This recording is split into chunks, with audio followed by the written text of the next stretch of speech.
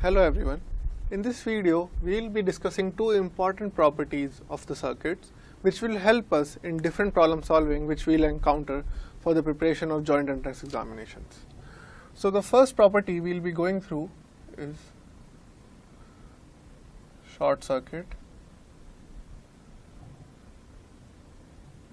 and the second we'll go through is a broken, or also known as open circuit. These two are really important because these are not explicitly mentioned in any of the problems, but by identifying the schematic you can figure out that okay, either it can be a short circuit or a broken circuit, or even if they are not there, you can introduce them so that you can simplify the problem which is in hand and you can solve them. So let us go through first of all the short circuit, and let us assume a schematic that I am giving you that there is a cell which has terminals A and B, and this is A is the positive side, B is the negative side, and now these are the wires from the cell itself. Now I have connected them with a single wire. No element, no resistor, nothing, but a single wire. And while making the different schematics in this chapter, we have seen that there are different elements, and generally all the elements are connected by a wire. And by the wire we do not, we never mention that what is the resistance or any properties of that wire, because this wire is a zero resistance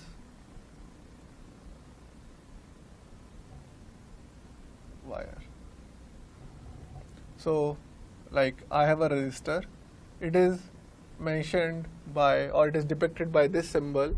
A cell is depicted by this symbol, but when I want to introduce these two, I generally join them by a wire, and I never mention what is the property of this wire, because this wire is a zero resistance. This is 0 ohm wire.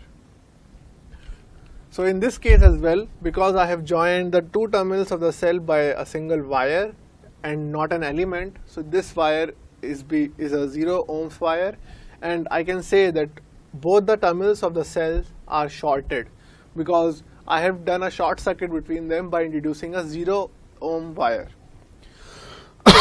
Let's go on with some of the properties. So let's first make the complete schematic of this example. So I have a cell, and let's say I am giving you that E is the EMF of the cell along with a small resistance R. So this is R, this is E, this is a positive, this is negative, and this is terminal A and this is terminal B, which are shown here. And now I have introduced a 0 ohm wire which is connecting them. So I can clearly see that by introduction of the 0 ohm wire, I have explicitly completed the circuit. So now a current is free to flow throughout the circuit.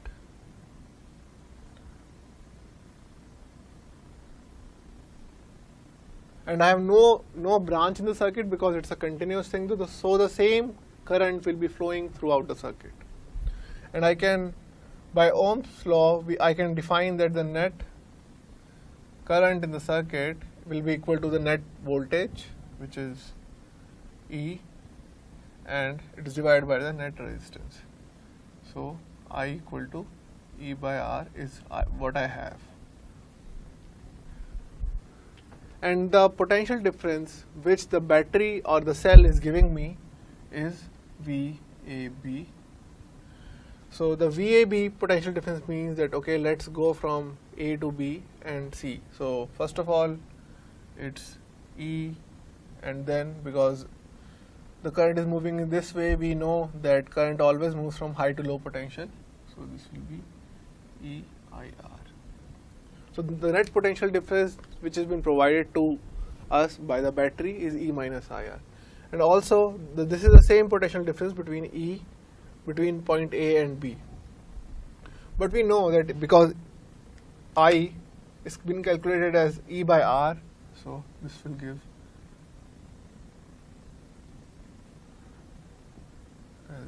E by R into R. This means 0.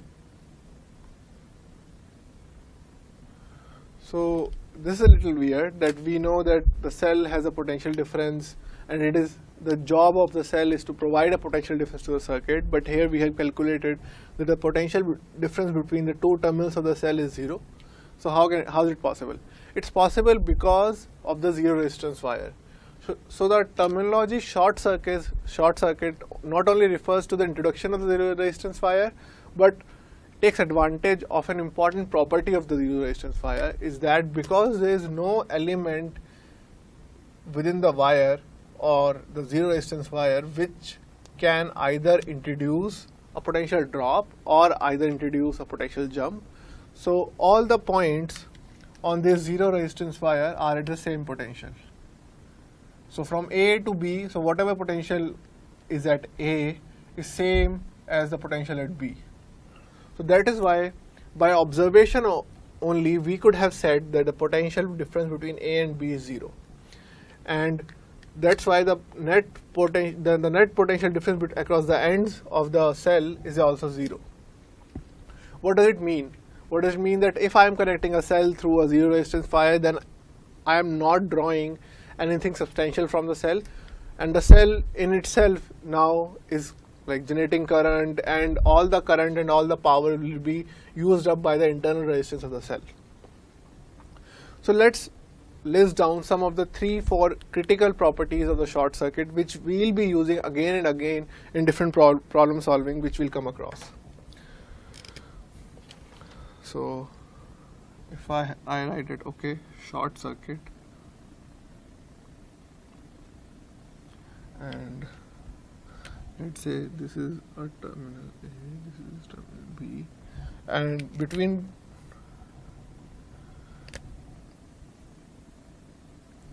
A and B I am introducing a 0 ohm wire.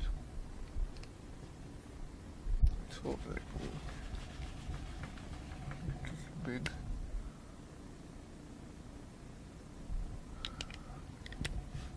So this is A and this is B. So the important properties of the short circuit which governs is that the wire, I'm talking about the 0 ohm wire, is flexible. So what does it mean? It means that because the wire has zero resistance and as well as there is no potential difference between them, so I can like either stretch the wire or shrink it down. So it is equivalent of saying that I can either write this way or I can write this way. Both are same because the wire does not have any property which is dependent on its length. So I can either extend it or like squeeze it down, but not remove it. So the wire is a connection. So I cannot break the connection. I can like squeeze it or do whatever I want except breaking it. Second is that the net resistance is 0 ohm. And this is one point which we have been giving stress throughout our discussion till now, that the resistance of the wire is 0. The third is, this is also one point which we have been talking, that the net resistance, so due to the net resistance being 0, the net potential difference between A and B is 0. And the fourth is the current. So through Ohm's law we can say that I should be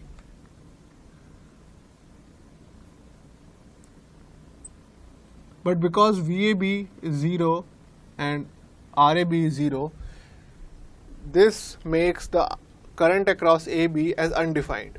So what does it mean? That it may or may not be equal to 0.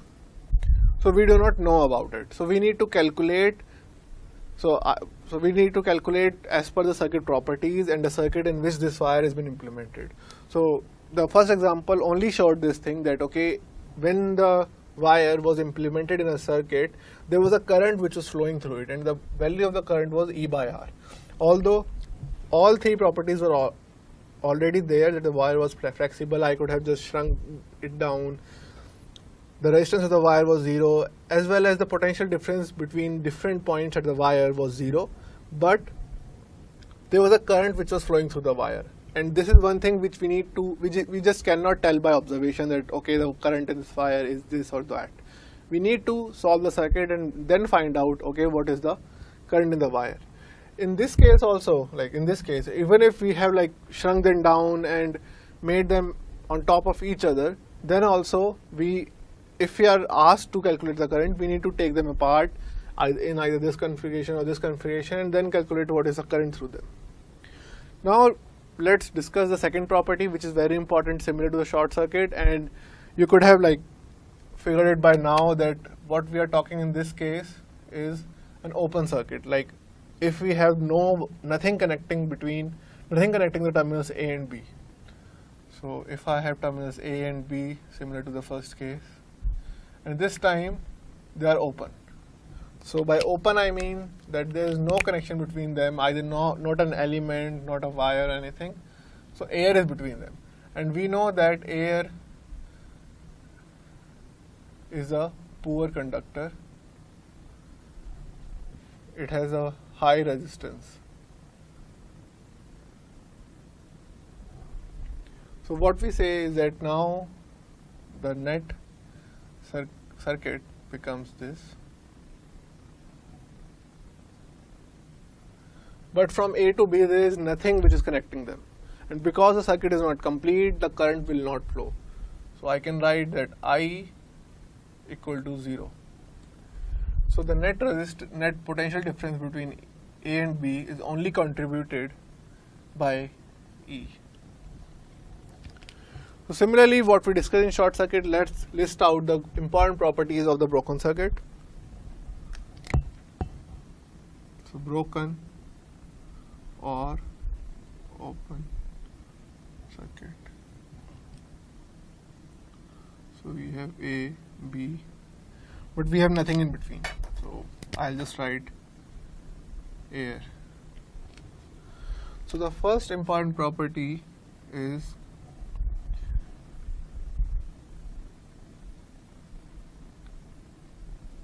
the gap between A and B cannot be joined.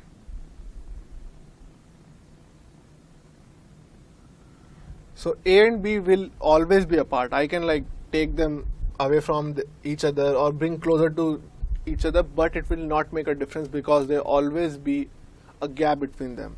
It is exactly what we learned. It is exactly opposite to what we learned in short circuit, that the wire is flexible and you cannot remove it, because once it is removed, it goes from the short circuit to the broken circuit. And it is the same case with the broken circuit as well, that there is a constant gap and just you cannot fill in that gap with any wire or something, because then it will like move from the broken to the short circuit. And all the properties of these two different kinds of circuits have drastic difference and should not be merged between each other.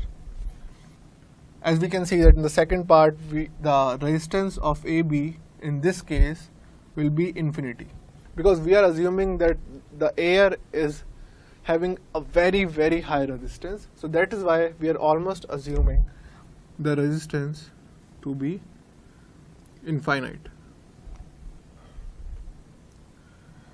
The third is similar to the short circuit case, is about the potential difference. So in this case we can see, because we'll come out on the potential difference after the fourth point, which is like IAB. So in this case we can clearly say that because the circuit is open, there cannot be a flow of current, because from A to B current will flow, but after A where will it go? So it just breaks the law of the continuity of the current. So IAB is always 0. Now we'll just figure out VAB by Ohm's law, and it will say that okay, IAB into RAB, but like infinity into 0, or 0 into infinity. So this is also undefined. So that is why we can see that VAB was not 0 in this case. So it is exactly the property which we encountered in short circuit, but it was with respect to the current. That by observation we can only define two things, that the resistance is infinity and the current is 0. As was in the short circuit, we could define two properties, that the resistance is 0 and the potential difference is 0.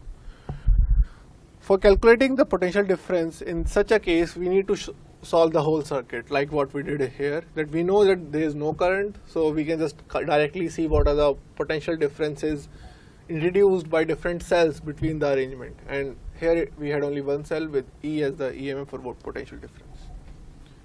So this is how we'll be solving different problems, because either we'll be encountering a short circuit or a broken circuit, and we'll take advantage of these important properties. So I would encourage you to just remember these two and try to find in different problems what is the case you have encountered and how all of these properties are validated in such scenarios.